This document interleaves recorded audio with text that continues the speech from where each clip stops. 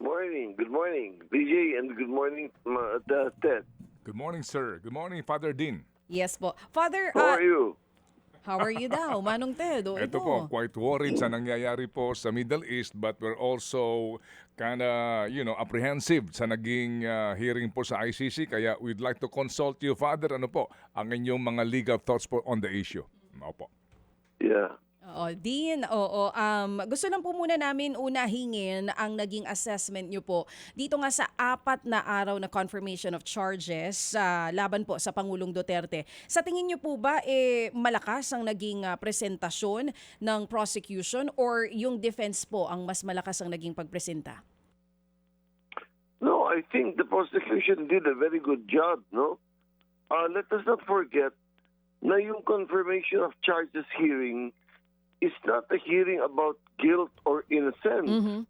It simply is a hearing where the court wants to know, gusto lang malaman ng husgado, kung may sapat na ebidensya at kung pwedeng magpatuloy ang pagdinig at paglilitis. Oo. So it's not a question of guilt or innocence.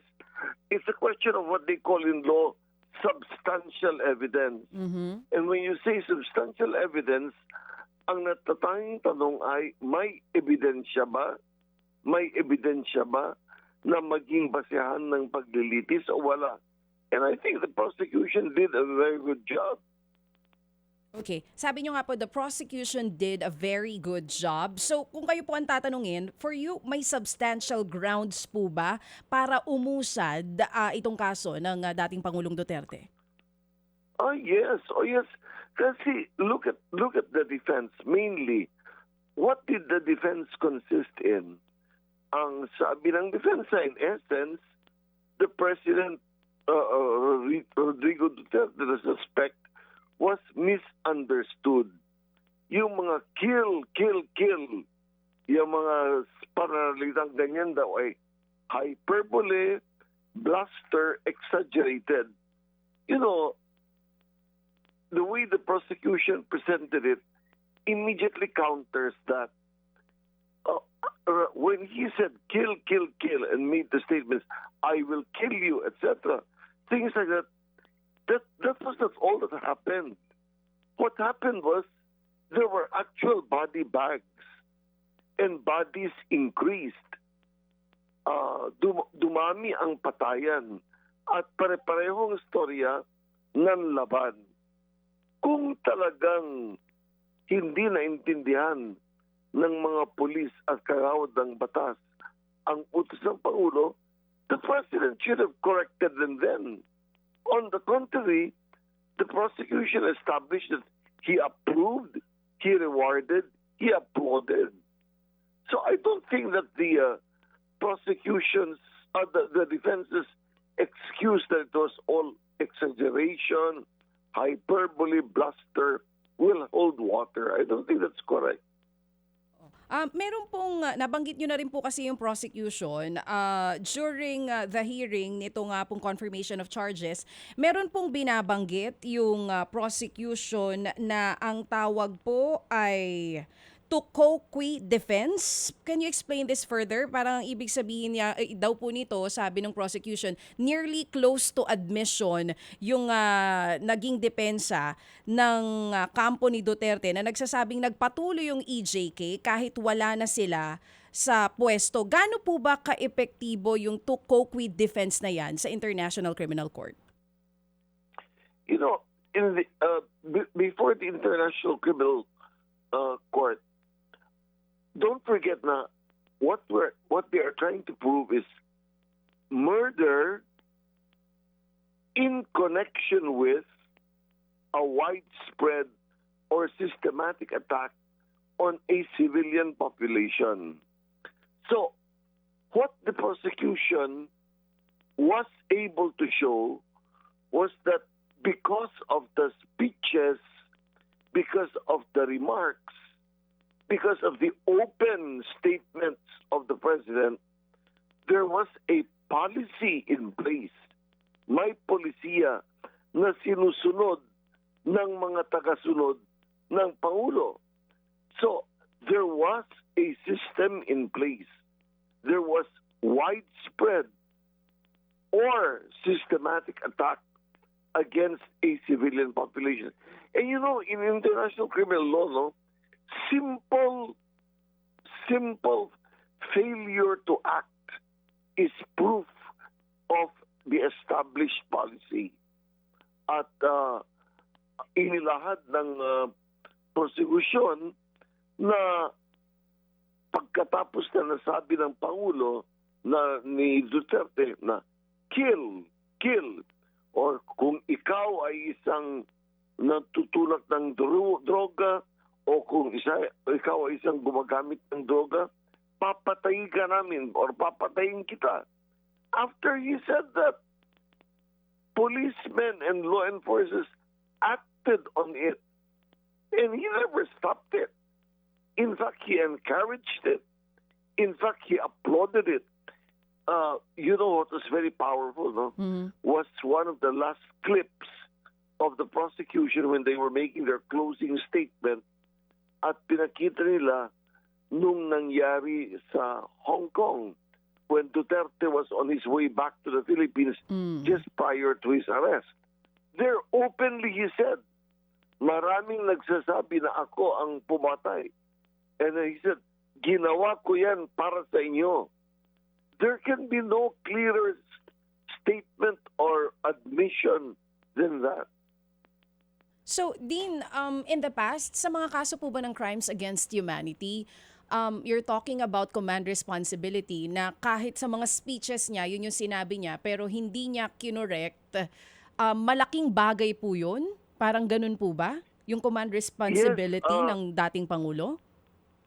In fact, it doesn't even have to be command responsibility. Oo. It has to be laying down a policy, laying down a policy or establishing a system. Yun ang, and that has consistently been applied by international criminal tribunals, not only the ICC, but the International Criminal Tribunal for Yugoslavia, International Criminal Tribunal for Rwanda, because these courts have tried cases against humanity, crimes against humanity, and there is existing jurisprudence for that.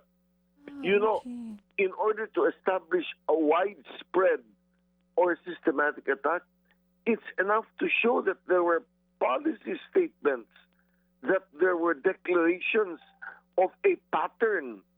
In fact, repeated conduct following the same logic is accepted as proof of policy, as proof of systematic attacks. Okay, so hindi po tatanggapin yung sinasabi ng depensa na yung naging pahayag ng Pangulong Duterte before na kill are just rhetorics? No, I don't think that's going to hold water. You know, one very good sign that the defense had run out of arguments was when Kaufman was making his closing statement, no, you notice that he was turning to an appeal to pity. Anong sabi niya? I was talking to him and he hardly seemed interested anymore. Things like that. When you start appealing to pity, it's clear that you have run out of ammunition, really. So, Father Dean, para po mas malinaw sa nakikinig sa atin, maunawaan ito, yung binabanggit po ditong threshold, ano po, para sa pagtatukoy nung tatlong miyembro po nitong tribunal na ito na magdedesisyon sa confirmation of charges, naabot po ito ng prosecution, yung threshold. Ano ho ba basically po yung sinasabing threshold na ito? Yes, Ted, the threshold is substantial evidence. And when you talk about substantial evidence, it simply asks, may ebidensya ba? May ebidensya ba? At may ebidensyang sapat na pwede nang magpatuloy ang paglilitis. Doon sa paglilitis, doon ilalahad ang ebidensya establishing his guilt. At the moment, all that the tribunal needs to know is, may dahilan ba kung bakit tayo ay magpatuloy ng paglilitis? And the prosecution, to my mind, and without doubt, succeeded in establishing that there was substantial evidence. Opo. Ano ho ang mga pwedeng mangyari sa inyo pong pananaw din? Ano ho ang pwedeng mangyari bago ho man lang mag 60 days, no? Yan po naman ang deadline dito sa paglalabas po ng desisyon. Well, there are three possibilities. Una, the charges are confirmed, and if they are confirmed, the case moves up to the trial chamber, so that's another set of judges. The second possibility is that the charges are not confirmed, and so in effect, the court is adjourned and parang na-dismiss na yung kaso, which to me is improbable. The third possibility is sasabihin ng pre-trial chamber sa prosecution, siguro pwede yung amyendahan yung mga charges nyo, or it can say, dagdagan nyo pa ng ebidensya. But I don't find the need to do that. I think there was more than enough. You know, ang talagang malaking nakatulong sa prosecution ay yung mga counsel for the victims. Kasi they were the ones who really held the hard and fast data. Opo. Pwede bang, maliban doon sa binabanggit yung tatlo, pwede bang mangyari yung downgrade yung kaso? Meron pa hubang ibang kaso maliban sa crimes against humanity na maaring isampa laban sa dating Pangulo at ma-downgrade nga ito doon? I don't see any. He is accused of indirect participation. And I think that is the correct charge. The tribunal has jurisdiction only over four kinds of crimes: aggression, genocide, war crimes, and crimes against humanity. So actually, the only charge that can be brought against him is crimes against humanity. In the actual state of affairs, he is charged with 3 counts of murder in relation to crimes against humanity. Opo. Okay, so kumbaga wala na po itong wala nang iba. It's either it's either nga itutuloy or hindi, or maaring humingi pa na pagkakataon para po doon sa prosecution to magbigay pa ho ng karagdagang prebe, pero kahunin nyo na isettle naman na maayos ng prosecution yung kanila pong kaso. I believe so. Opo. Father Dean, yung pong sinasabi ng mga co-perpetrators dito, in case lang po theoretically magtuloy yung kaso, will that also mean na obligado na po ang ICC maglabas ng arrest warrant para paharapin itong kanyang mga sinasabing co-perpetrators? It depends on the strategy of the prosecution, Ted. Because it is possible that they would like to concentrate muna on Rodrigo Duterte. And in the process of the trial of Duterte, the role of the co-perpetrators becomes evident. That's when they might want to issue an arrest warrant against him. But for tactical purposes, I would see na gusto nilang tutukan ang kaso ni Duterte so that all the forces of the prosecution can be concentrated on Duterte.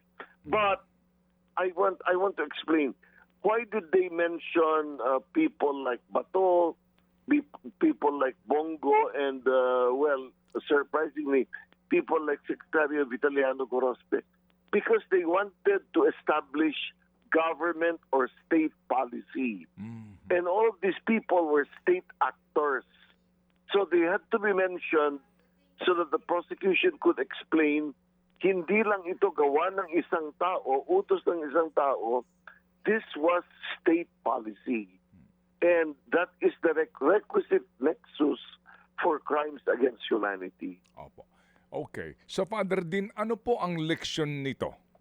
Itong kinakaharap na kaso ni dating Pangulong Duterte, bagamat ang sinasabi nga ng kanyang abogado, puro lang salita yan, hindi naman siya nakita na actual na pumatay o actual na nagsabi na patayin mo yan, etc. etc. Bottom line dito, ano ang leksyon nito sa mga leader ng bansa ng Pilipinas sa nangyaring ito? Well, very important. Be careful what you say. Never encourage killing. And when you find out and are told na may patayan, give the orders to stop and make it clear that that is not what you meant. And most basic, never violate human rights as a leader, because your actuations as a leader establish a pattern, establish a system, and that is the threshold of crimes against humanity. Salamat na marami po, Father Dean, sa inyong pong panahon at paliwanag na ibinigay po sa aming programa. Muli ho kaming natuto sa ating pong panayam na ito. Mabuhay ka, Father Dean. Thank you, Ted, and thank you, DJ. Thank you. Salamat po na marami. Thank you. Si Father Rani Aquino ng San Beda Graduate School of Law. Mga kapatid, brothers and sisters, saan ka pa? Dito na tayo sa totoo. Dito na tayo sa True FM. Mga kapatid, mag-subscribe and follow po kayo sa social media accounts ng True Network PH. Yan po kami. Hanapin nyo lang True Network PH, Facebook, Instagram, YouTube, TikTok, and podcast. Mapa-Apple or Spotify man yan, mahahanap nyo kami. Lahat ng mga napapanood at napapakinggan nyo po sa programa, nasa social media accounts namin yan. So, paano mga kapatid? See you sa social media! Dito tayo sa totoo, tunay at tapat.